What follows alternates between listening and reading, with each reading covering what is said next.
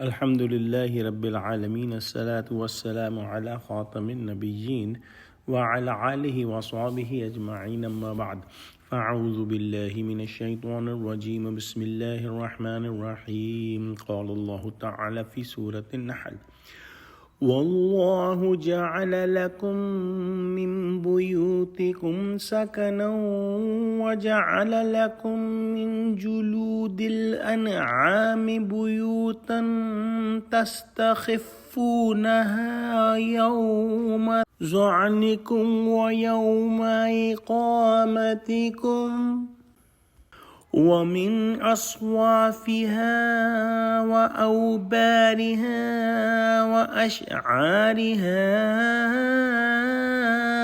أثاثا ومتاعا إلى حين.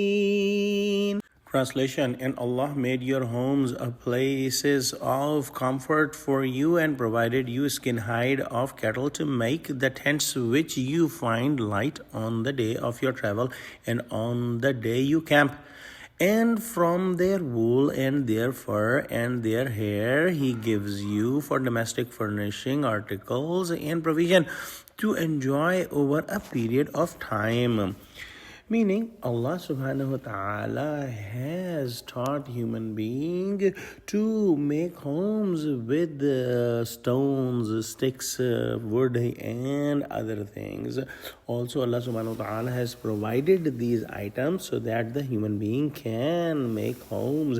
And these homes cannot be transferred when human travels. So Allah subhanahu wa ta'ala has given the skins of the animals and their hair so that they can make the tents and other things so that they can be transferred when they are traveling. In today's world, we see that different things are used for traveling, and the basic concept of Allah subhanahu wa ta'ala providing the material for everything and the means to make these things and also give the guidance to human being also comes from Allah subhanahu wa ta'ala. So as all the means of travel and stay was given by Allah subhanahu wa ta'ala at the time of revelation of Quran, the same is true in today's time. As mentioned before in these three ayahs that we recited, the first ayah mentioned about the embryo in the womb of mom, which is completely dependent on the mother and cannot do anything by himself. Even the mother is not controlling how the nutrition goes to the baby, how the oxygen goes to the baby, and how the excretion of the waste materials is removed from the baby. Allah subhanahu wa ta'ala is the one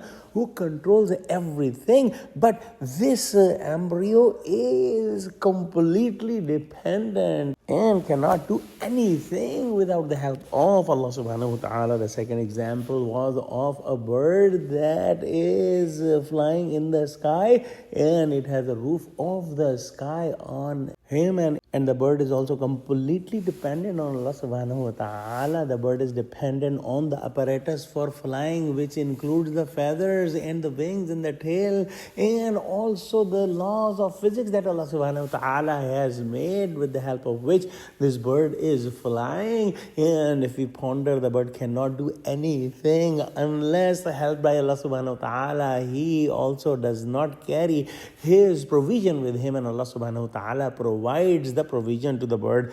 In today's ayah, the human being is mentioned who is inside the house, and inside the house he has the roof of the house, and he may think that he has lots of resources and power and he can do much, but as a matter of fact, he is as dependent on Allah subhanahu wa ta'ala as the baby in the womb of mother, because he is not controlling his heart rate, he is not controlling his breathing, he is not controlling the chemical reactions of his body when he is in his home. Allah subhanahu wa ta'ala is doing all that. In this ayah also mentioned that Allah subhanahu wa ta'ala has made the skins and hides and the hair of the animals so helpful and useful for the humans that they make so many things with these things, and these things stay for a long period of time. Allah subhanahu wa ta'ala is the one who provided these things, and Allah subhanahu wa ta'ala is the one who provided the intellect so that humans can use these things in this way. Let's pray Allah subhanahu wa ta'ala give us true understanding of Quran. Ameen wa akhiru da'wana alhamdulillahi rabbil alameen. Assalamu alaikum wa rahmatullahi wa barakatuhu.